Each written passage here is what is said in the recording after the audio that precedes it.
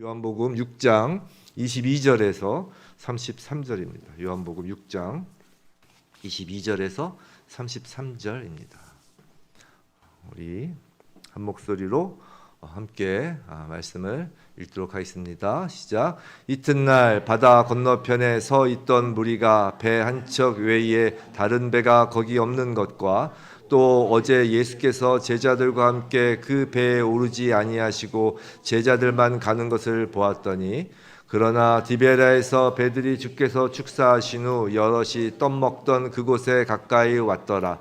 무리가 거기에 예수도 안 계시고 제자들도 없음을 보고 곧 배들을 타고 예수를 찾으러 가버나움으로 가서 바다 건너편에서 만나 랍비여 언제 여기 오셨나이까 하니 예수께서 대답하여 이르시되 내가 진실로 진실로 너희에게 이르노니 너희가 나를 찾는 것은 표적을 본 까닭이 아니요 떡을 먹고 배부른 까닭이로다.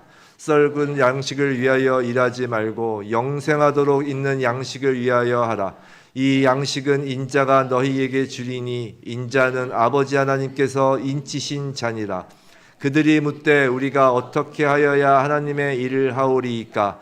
예수께서 대답하여 이르시되 하나님께서 보내신 이를 믿는 것이 하나님의 일이니라 하시니 그들이 묻되 그러면 우리가 보고 당신을 믿도록 행하시는 표적이 무엇이니까? 하시는 일이 무엇이니까?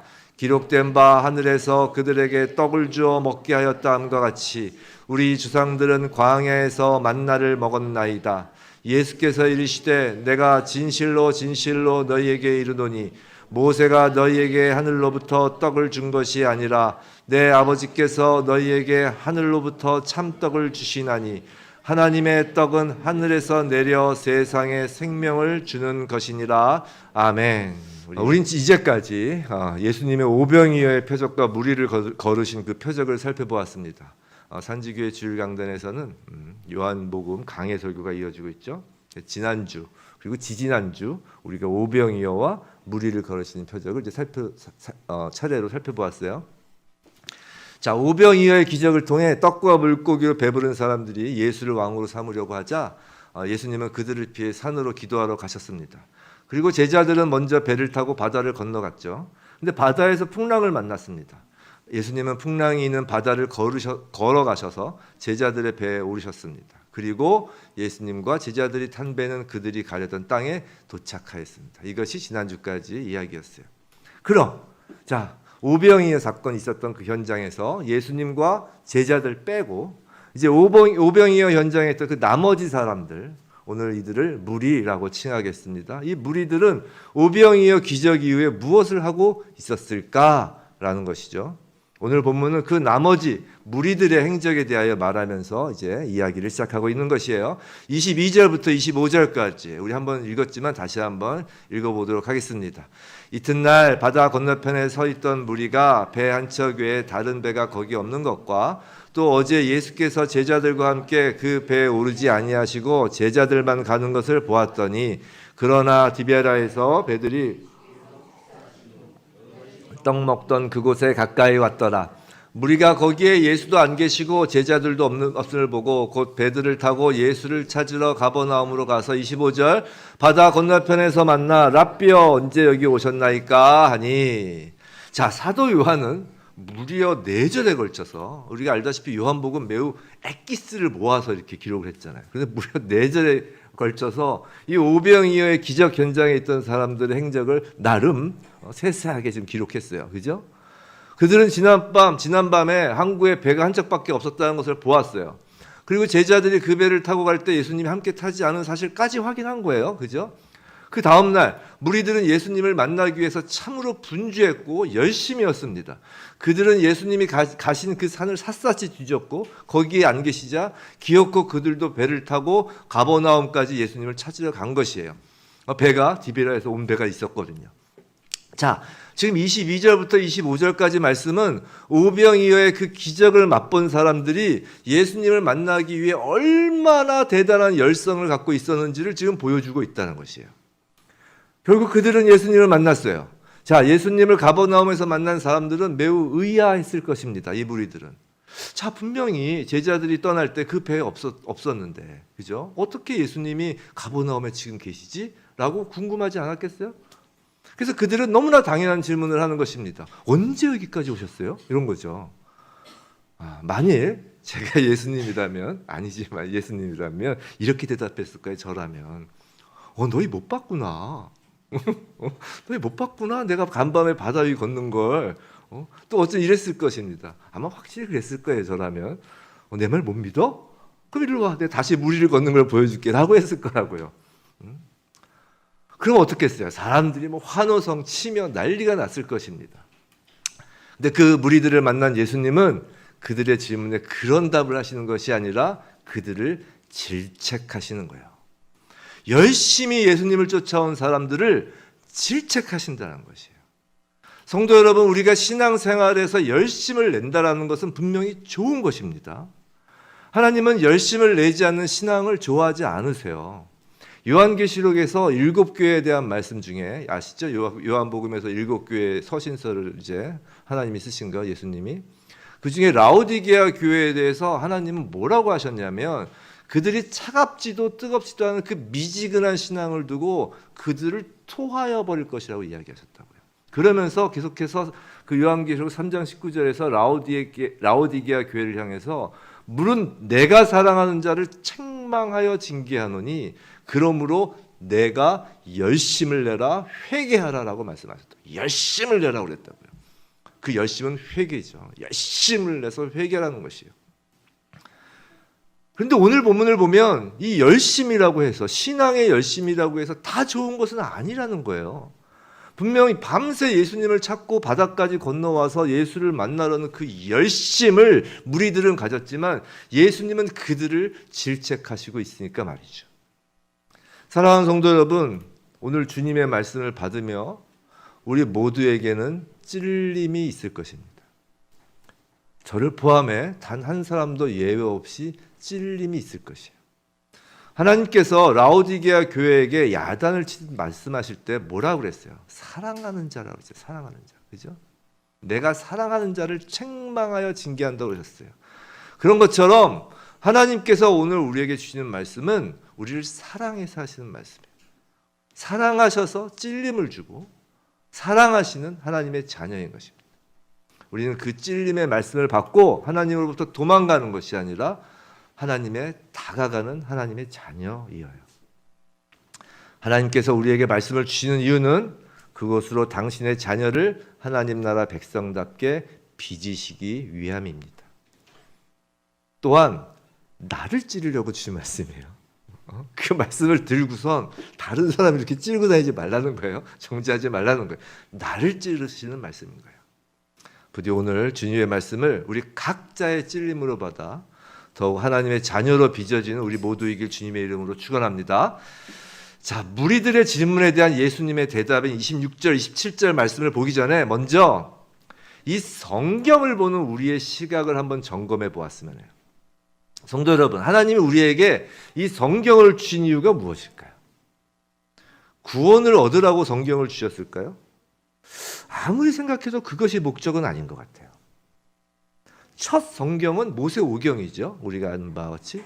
근데 그 모세오경을 홍해를 건너기 전에 모세가 기록해서 백성들에게 준 것이 아니라 이미 이스라엘 백성이 홍해를 건넌 후, 즉 구원받은 후에 광야에서 백성에게 주기 위해 쓰여졌잖아요.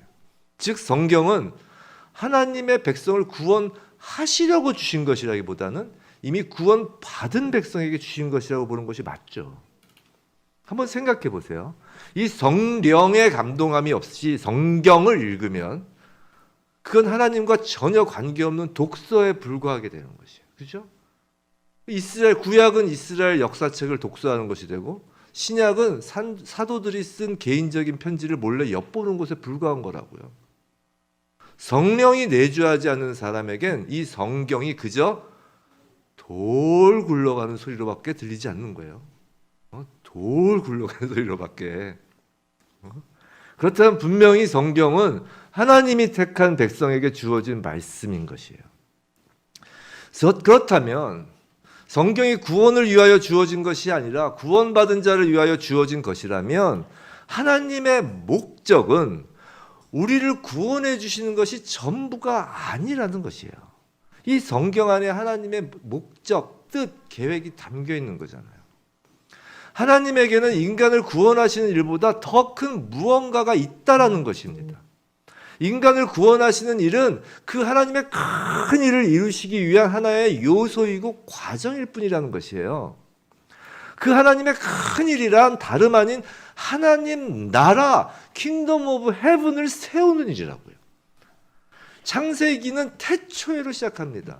이 태초에로 시작해서 성경 66권을 쫙 지나서 요한계시록의 새하늘과 새 땅으로 이 결론 짓는 이 성경은 역사, 태초에라는 그 역사라는 공간과 시간 속에서 하나님께서 어떻게 다시는 하나님을 배반하거나 죄로 타락될 수 없는 완전한 하나님 나라를 만들어 가시는지에 대한 풀 스토리인 것이에요. 그저 단순히 한 개인의 구원에 대한 것이 아니라는 것이에요. 물론 예수님은 저와 여러분을 구원하시기 위해 이 땅에 오셔서 십자가를 지시고 부활하셨죠. 그 사실이 중요하지 않다는 것이 아니에요. 그게 제일 중요하죠. 하지만 예수님의 십자가 사건은 여러분 한 명 한 명의 개인의 구원이란 의미 안에 머무르는 것이 아니라 그건 전 세계적인, 아니 전 우주적인 일대 사건이며 하나님 나라가 이루어지는 일에 있어서 가장 커다란 전환점이 되는 사건이란 것이에요.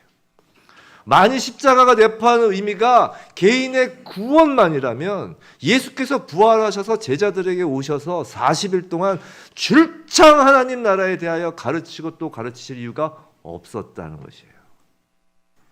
본격적으로 주님의 말씀을 보기 전에 사전적으로 이런 말씀을 드리는 이유는 이 성경을 바라보는 눈을 나의 개인적인 구원이란 좁은 시각에서 하나님 나라를 바라보는 시각으로 넓히지 않고는 오늘 주님의 말씀을 수박 겉핥기식으로 보게 되기 때문입니다. 자, 주님의 말씀을 보겠어요. 주님의 말씀, 예수님이 말씀하신 거 26절, 27절 우리 함께 다시 한번 읽어볼까요? 시작. 예수께서 대답하여 이르시되 내가 진실로 진실로 너에게 이르노니 너희가 나를 찾는 것은 표적을 본 까닭이 아니요 떡을 먹고 배부른 까닭이로다. 썩을 양식을 위하여 일하지 말고 영생하도록 있는 양식을 위하여 하라. 이 양식은 인자가 너희에게 주리니 인자는 아버지 하나님께서 인치신 자니라. 자, 주님의 이 말씀을 수박 겉핥기식으로 본다는 것은 이런 겁니다. 26절에서 떡을 먹고 배부른 까닭이라고 하는데 여기서 배를 부르게 하는 떡을 단순하게 27절에서의 썩을 양식과 같은 것으로 보고 이 썩을 양식을 위하여 일하지 말고 영생하도록 있는 양식을 위하여 일하라는 주님의 말씀을 가지고 그저 먹고 마시는 이 배를 부르게 하는 일이 아니라 하나님의 일에 열심을 부리는 종교 행위만을 하라고 강조하는 것이 수박 겉핥기식 해석이라는 것이에요. 이것이 극단적으로 되면 생업을 모두 버리고 산속에 들어가 공동체 생활을 하는 이단이 되어버리는 것이라고요. 그런 이단 사이비 때문에 얼마나 많은 사람이 고통받고 목숨을 잃는 경우까지 있었나요? 우리는 그런 걸 잘 알고 있잖아요. 그렇죠? 한편 또 주님의 말씀을 이렇게 바꾸어 버리기도 합니다. 이제 타협하는 건데요. 이 말씀은 아예 배를 부르게 하는 세상 일을 하지 말라는 것이 아니라 하긴 하는데 그것에 너무 관심을 갖지 말라라는 경고 정도라고 이제 해석을 하는 거죠. 마음에 들죠. 그렇게 좀. 그렇다면 그렇게 해석한다면 그럼 세상 일은 관심을 가볍게 하고 대충 하고 소위 교회 봉사는 열심히 최선을 다해서 하라는 말인가요? 이상하잖아요. 이건 예수님의 명확하고도 분명한 말씀을 흐릿하게 불분명하게 하는 거라고요. 원어에 의하면 이 말씀은 썩을 양식을 위하여 일하지 말고 해서 이 하지 말라라는 원어는 반드시 하면 안 된다라는 매우 강한 명령이라고요. 정말 하면 안 된다는 거예요. 절대 하면 안 된다는 것입니다. 대충 하라는 것이 아니라. 그럼 이런 수박 겉핥기식의 해석이 틀렸다는 것이에요.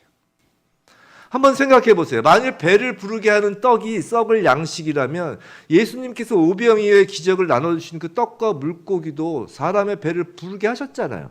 그죠? 그럼 그것도 썩을 양식이 되는 거잖아요. 예수님 스스로가 썩을 양식을 위해 일하신 꼴이 되잖아요. 그러니까 이 말이 아니라고요.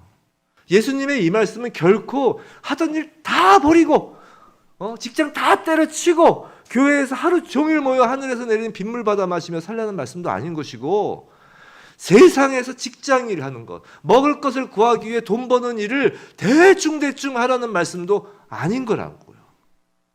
사랑하는 성도 여러분, 오늘 주님의 말씀은 그저 세상의 일을 하느냐 마느냐, 세상 일보다 교회 일이 중요하냐 아니냐를 말씀하시려는 것이 아니라고요. 그런 잘못된 해석과 적용으로 얼마나 잘못된 신앙관을 신앙 초기부터 갖게 하는지 모릅니다. 이렇게 잘못된 신앙관이 지금까지 얼마나 많이 주입되었나, 이런 거예요. 실제 있었던 일인데, 예전에 어떤 믿는 자매가 매우 심각한 표정으로 제게 상담을 해온 적이 있었어요. 자, 무슨 일이 그 자매에게 있었냐면, 출석하는 교회의 어떤 목사님이 예배에 빠지지 않고 나오고 교회 봉사를 하면, 고등학생이었어요.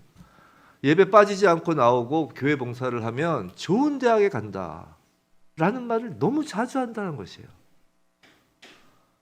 말이 돼요? 그리고 그 자매는 피아노 반주 봉사도 하고 있었는데 주중에도 연습을 하러 교회에 가야 했다고 합니다. 근데 어느 날은 학교 시험 일정이 너무 촉박해서 공부할 시간이 부족해서 한 주만 연습을 빠지겠다고 했어요. 그러니까 목사님이 말하길, 하나님의 일을 하는 그 시간은 하나님이 다른 방법으로 다 보충해 주신다. 오히려 시험도 잘 볼 거다. 오히려 공부하는 것에 우선순위 주면 성적이 잘 안 나올 걸, 이렇게 얘기했다는 것이에요. 이게 말이 된다고 생각하세요? 근데 이렇게 얼마나 종교의 이름으로 두려움을 주는 이런 일이 얼마나 많이 있냔 말이에요. 근데 이렇게 원색적이지 않아도 은근히 성도들에게 헌신을 강요하는 그 정말 공갈 같은 일이 얼마나 비일비재하냐는 거예요. 하나님은 우리에게 겁을 주시면서 일시키시는 분이 아니라고요. 오늘 말씀은 그런 공갈과 같은 말씀이 아니라고요. 26절에서 예수님은 예수님을 만나려고 밤새워 예수님을 찾아 헤맨, 그리고 바다까지 건너온 사람들, 그 열심을 부리는 사람들에게 하시는 질책이신데, 무슨 말이냐면, 예수님을 만나기 위해 남들 다 쉬는 일요일에 아침부터 준비하고 먼 거리에서 나와서 교회에 앉아 있어도 예수님이 질책하실 수 있다는 것이에요.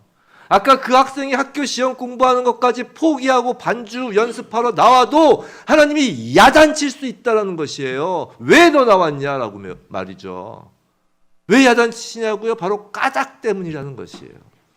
26절에서 표적을 본 까닭이 아니요라고 합니다. 무슨 말이냐면, 오병이어의 기적은 기적 그 자체가 아니라 기적이 가리키는 곳, 즉 예수 그리스도 자체가 목표인데, 그 예수 그리스도 자체가 까닭, 즉 동기가 아니라 자신들의 배를 불리려는 것이 동기가 되는 것을 두고 질책하시는 거잖아요. 예수를 열심히 쫓아다녀도 말이죠. 27절에서 썩을 양식을 위하여 일하는 것에서 일이란 다름 아닌 지금 무리들이 예수를 쫓아온 행위, 그것을 지금 일이라고 하는 거라고요. 지금 무리들이 무슨 일 했어요? 여기저기 찾아다니고 가버나움까지 찾아왔잖아요. 그것을 일이라 하시는 거라고요. 그리고 여기서 썩을 양식이란 그저 눈에 보이고 손으로 만져지는 오병이어에서 그 나누어진 그 떡과 물고기 그 자체가 아니라 모든 종류의 자기 만족을 아우르는 것이라고요. 예수를 쫓기는 열심히 쫓았는데 그 쫓는 동기에 조금이라도 자기 만족이 끼어 있으면 그 쫓는 행위가 무엇이 되었든, 산으로 올라갔든 바다를 건넜든 다 썩을 양식을 위하여 일하는 거라는 것입니다. 자기 만족을 위해 세상에 나가서 일하지 말라는 것이 아니라 자기 만족을 위해 예수를 쫓지 말라는 거라고요. 강한 명령이라는 것입니다. 지긋지긋하다는 거예요. 말라기에서 하나님께서도 성전 제사를 지긋지긋해 하셨잖아요. 아예 성전 문을 누가 좀 닫아달라라고 탄식까지 하셨잖아요. 오늘 어휘가 좀 세도 이해해 주세요. 왜냐하면 이게 재개하는 하나님의 말씀이기도 해서 그런 거예요. 자기 만족을 위한 예배, 자기 만족을 위한 설교, 자기 만족을 위한 모든 신앙생활은 썩을 양식을 위한 일로서 썩은 냄새가 진동하니까 그만두라라고 하나님께서 말씀하시는 거라고요. 주님은 우리에게 영생하도록 있는 양식을 위하여 일하라고 하십니다. 영생하도록 있는 양식, 그것은 두말할 필요 없이 예수 그 자체예요. 자, 이 일은 예수를 쫓는 것이라고 했죠. 즉 예수를 위하여 예수를 쫓으라는 것이에요. 나를 위하여 예수를 쫓는 것이 아니라 예수를 위하여 예수를 쫓으라는 것이에요. 아까 그 자매가 만일 교회에서 피아노 반주를 하는 것이 그래서 내가 공부를 적게 해도 하나님의 은혜로 좋은 성적을 받을 수 있다는 자기 만족을 위한 동기가 있었다면 아무리 열심히 피아노를 쳐도 그건 썩을 양식을 위한 일이 된다는 것이에요. 그 목사 말은 전혀 성경적이지 않은 것입니다. 그런 것이야말로 기복신앙이라고 그러는 것이에요. 기복신앙이란 유한한 존재인 내가 열심히 정성을 다 바쳐서 무한한 절대 힘을 가진 신에게 그 신이 줄 수 있는 복을 받아내려는 것, 나의 열심과 신의 복과를 거래하는 것, 그것이 기복신앙이라고요. 다시 말씀드리지만 성경은 예수를 믿는다고 하는 사람들에게 주어진 말씀이에요. 세상 사람들이 살려고 열심히 애쓰는 것을 비난하려고 지금 주님이 말씀하시는 게 아니란 말이에요. 예수를 보겠다고 예수를 쫓아 이 일요일에 쉬는 날까지 예배당까지 나와 혼신의 힘을 다하여 주여 주여 하는 사람들에게 하시는 말씀이라고요. 나 자신을 위한 헌금, 나 자신을 위한 기도, 자기 자랑으로 하는 선교, 자기 자랑으로 하는 구제, 봉사, 이 모든 것이 썩는 양식을 위한 것이라는 말이에요. 자, 여기서 한 걸음 더 나가보겠습니다. 성도 여러분, 신앙이란 것이 자신이 구원받은 것에서 만족하는 것으로 끝나면 그것도 썩을 양식을 위한 것이라는 거예요. 아까 성경을 우리에게 주신 목적이 구원을 위한 것이 아니라고 하였죠. 하나님 나라가 목적이라고 하였어요. 하나님의 최종 목적은 우리를 만족시키기 위한 구원이 아니라고요. 하나님의 최종 목적은 하나님 나라인 것입니다. 하나님 나라가 무언가요? 우리 주님이 온전히 통치하신 나라이죠. 근데 통치라고 하니까 우리는 생각이 짧아요. 그냥 세상의 대통령, 끼까태야 아주 정말 강한 로마의 황제, 그 정도밖에 생각이 안 되죠. 근데 주님의 통치는 그것이 아니에요. 그 정도가 아니라고요. 온 우주 만유가 예수의 품 안에 안기는 거예요. 예수의 품 안에 만유가 안겨서 두 번 다시 하나님을 배반하지 않고 타락이란 단어 자체가 전혀 있을 수 없는 나라라고요. 그것이 하나님의 목적이라고요.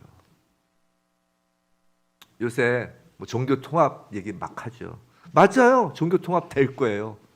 근데 그들이 얘기하는 종교 통합하고 달라요.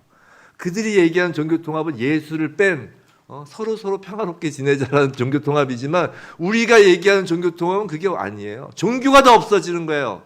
그냥 예수만 남는 것이에요. 분명히 그렇게 될 것입니다. 그게 아니면 여기 있을 이유가 없는 거예요, 우리가. 왜냐하면 그것 때문에 여기 있는 것이고 그것을 여기서 맛보는 거잖아요. 예수만을 맛보는 자리잖아요. 우리의 구원도 우리 자신의 만족의 목적이 아니라는 것이에요.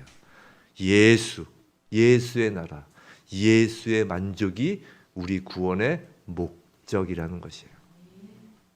27절 하반절을 보면 이 양식은 인자가 너희에게 주리니 인자는 아버지 하나님께서 인치신 자니라 라고 합니다. 자, 영생하도록 하는 양식을 위하여 일하라 라고 분명히 앞에서 이야기를 했는데 이번에는 그 양식을 예수님이 주시겠다고 하세요. 그냥 읽으면 어렵죠. 사실 요한복음 어렵습니다. 뭔가 알 것 같으면서도 모르겠고 또 모르는 것 같은데 알 것 같기도 하고 아리송해져. 그래서 주목해야 될 것은 이거예요. 여기서 이 양식은 내가 너희에게 주리니라고 했어요? 아니면 인자가 너희에게 주리니라고 했어요? 인자가 너희에게 주리니라고 굳이 인자라는 단어를 쓰신 거라고요. 그리고 그 인자는 하나님이 인치신 자라고 지금 한 것이에요. 자, 인자는 사람의 아들이란 말이라는 것을 이전에 말씀드렸어요, 설교에서. 그리고 예수님이 십자가를 지신 것은 신성으로서의 예수님이 아니라 100% 인성, 사람으로서 하신 일이라고 전에 말씀을 드렸어요. 그 100% 사람이신 예수를 하나님은 세상 죄를 지고 가는 하나님의 어린 양이다 라고 쾅쾅 도장을 찍으셨다는 것이에요. 이 양은 내 거야.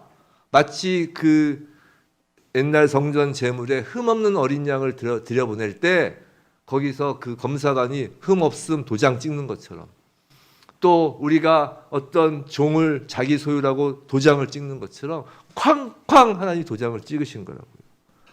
그 100% 인간이신 예수가 십자가에서 하나님께 온전히 드려진 제물 어린 양이 되심으로 예수가 우리에게 주어진 영생하도록 있는 양식이 된 거라고요. 예수께서 성찬식에서 당신의 살과 피라고 하시며 십자가에서 예수 자신을 우리에게 내어주신 그것을 그 성찬식의 모습으로 한 폭의 그림으로 보여주신 거잖아요. 오병이어도 그걸 말하는 거라고 그 오병이어 설교에서 그렇게 얘기했잖아요. 쉽게 말해 이런 거예요. 아버지가 물에 빠진 자녀를 구하려고 자신의 몸을 물에 던지면 아버지가 아버지 자체를 자녀에게 준 거라고요. 예수께서 십자가에서 예수를 우리에게 주신 거라고요. 왜요? 우리가 자신처럼 되라고 말입니다. 예수를 좇으라고 말이에요. 그게 예수를 좇는 거예요. 자신처럼 되라고 말이에요. 살과 피를 먹으라고 하는 것은 소위 말해서 영적 예수의 DNA를 우리에게 나눠주신 거라고요. 성도 여러분, 예수가 자신의 몸을 우리에게 십자가에 내어주심은 그냥 죽은 우리를 살리시기 위한 것, 즉 구원에서 그치지 않는다니까요. 구원 받았다면 이제 예수를 좇으라는 것입니다. 그리고 그 좇음의 동기는 나를 위한 것이 아니라 예수를 위한 것, 즉 하나님 나라를 위한 것이어야 한다는 말이에요. 예수를 받으셨나요, 성도 여러분? 예수가 여러분의 인생이란 배에 오르셨냐 말입니다. 이게 영접이잖아요. 저번 주에 얘기한 것처럼 우리는 진정으로 십자가에서 찢긴 살과 피를 마신 사람이냔 말이에요. 지지난주에 성찬식해서 마신 것처럼, 먹고 마신 것처럼. 영생하도록 있는 그 양식을 받은 사람이라면 이제 나는 이전의 죄인인 내가 아니라 예수의 DNA로 바뀐 내가 된 거라고요. 즉 내 안에서 내가 죽고 예수가 사는 거라고요. 이게 그 말이라고요. 그래서 삶의 목적이 나의 소원 성취, 나의 행복, 나의 기쁨이 목적이 아니라 예수의 소원 성취, 예수의 행복, 예수의 기쁨이 목적이 되어져 버렸다고요. 하나님 나라가 목적이라고요. 이건 비단 교회 안에서뿐만이 아니라 모든 삶에서 이전에 내가 사는 것이 아니라 예수가 사는 것이 되는 것이에요. 성도란 무릇 일상의 삶이 신앙생활이잖아요. 그런 일상의 삶도 그 목적이 예수의 기쁨이 되는 것이 목적인 거라고요. 그래서 더 부지런히 일해야 되는 것이에요. 나의 기쁨은 나는 포기할 수 있지만 예수의 기쁨을 나는 포기할 수 없는 것이에요. 청직이니까요. 예수의 DNA가 들어왔으니까 더 열심히 일해야 하는 거라고요. 거짓말하고 사기치면 안 되는 거라고요. 음란한 일을 하면 안 된다고요. 다른 사람을 해롭게 하는 일을 할 수가 없는 거예요.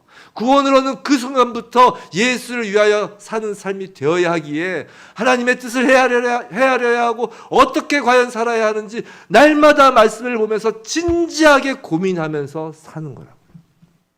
예수를 위하여 사는 삶, 하나님 나라를 위하여 사는 삶이란 그런 삶을 구원받았으니까 해도 되고 안 해도 되는 그런 것이 아니라고요. 이미 구원받았으니까 그에 덧붙여지는 무슨 부가적인 옵션 같은 것이 아니라고요. 생각해 보세요. 자, 이제 심각한 얘기가 나옵니다. 오늘 장면에서 두 부류의 사람이 나와요. 제자들과 무리들이죠. 그렇죠? 예수님 앞에 지금 두 부류가 있는 거예요. 둘 사이의 공통점이 무언가요? 왜 오늘 이 무리를 걷는 사건, 오병이어 사건이 왜 무리를 걷는 사건과 오늘 얘기가 쭉 이어졌냐면 둘 사이에 공통점이 있기 때문에 그래요. 둘 사이의 공통점은 둘 다 바다를 건넜다는 거예요. 지난주에 말씀드렸죠. 바다를 건너는 건 홍해를 건너는 것을 상징하는 거라고.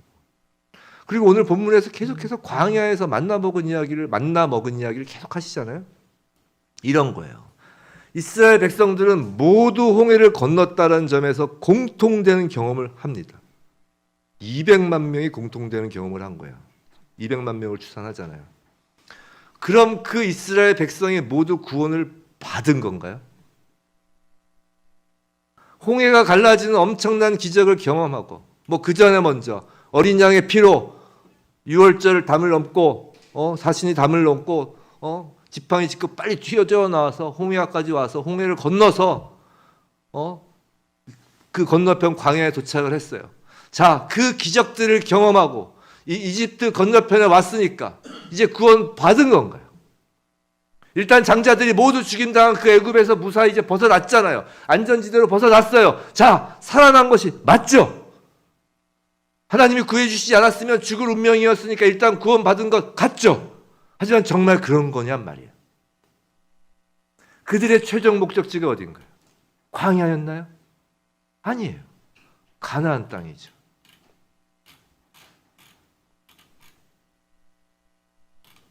잘 생각해 봐야 돼요.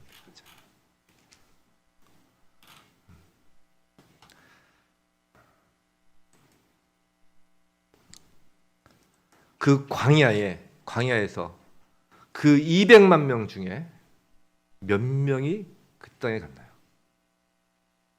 그 땅에 몇 명이 갔어요? 어렵죠? 우리 정말 생각해야 되는 것이에요.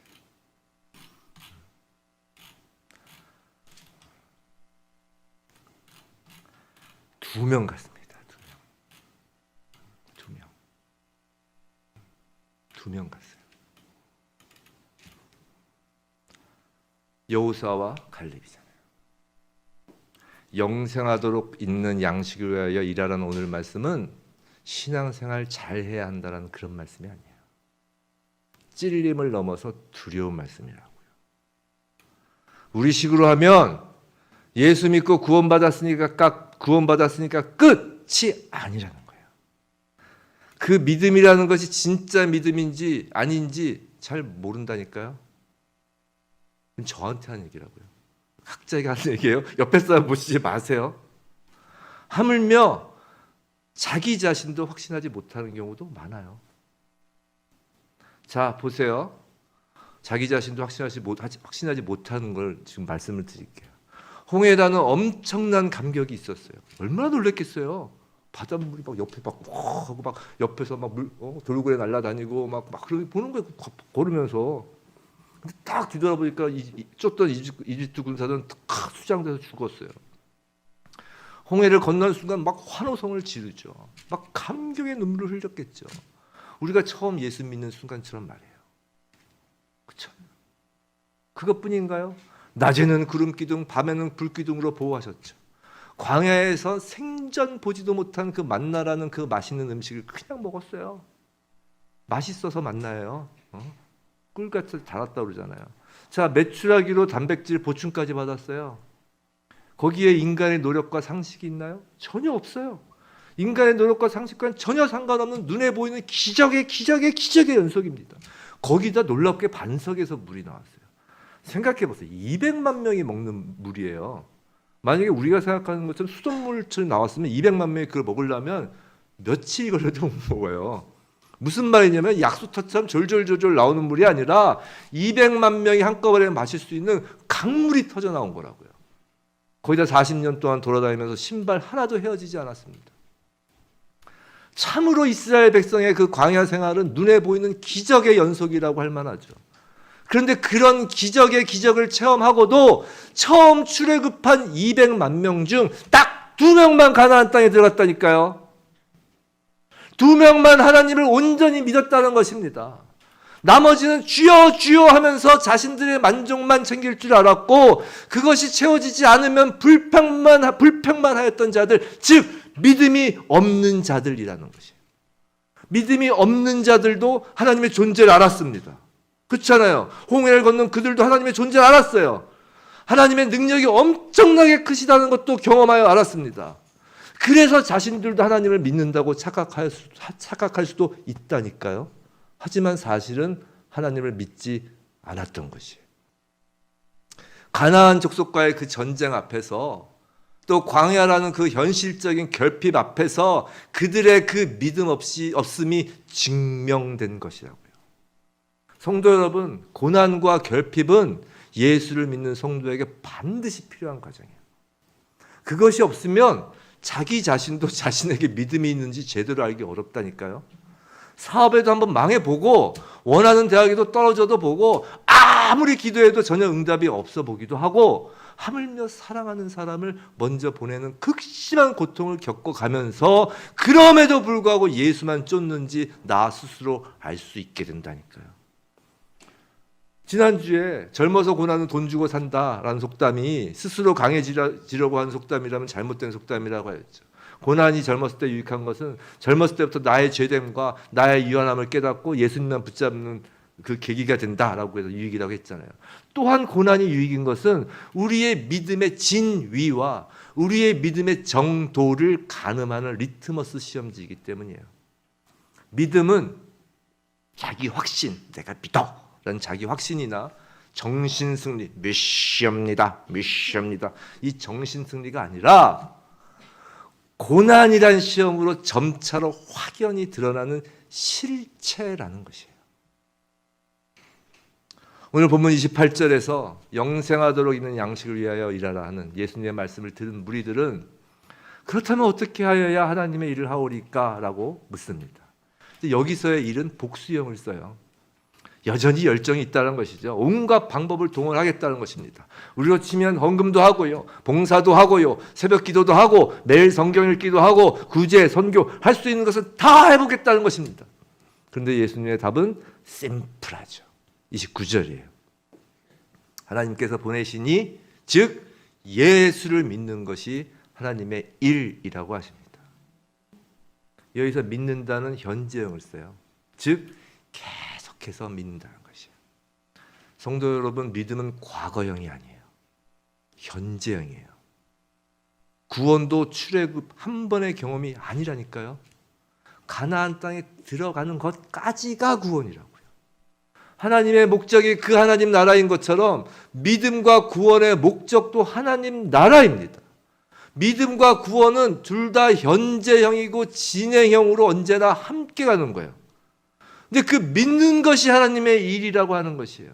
여기서의 일은 단수형을 써요. 우리는 하나님의 일이라고 하면서 온갖 눈에 보이는 것들을 주님 앞에 내어놓고 또 주님 앞에서 구하기도 하지만 주님이 보시는 것은 단 하나.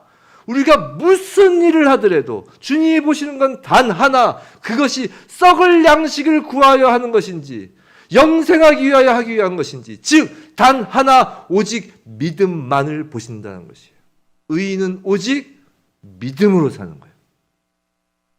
믿음이 구원이며 믿음이 예수를 위한 일이며 믿음이 예수를 좇는 일이고 믿음이 하나님 나라를 위한 일인 것입니다.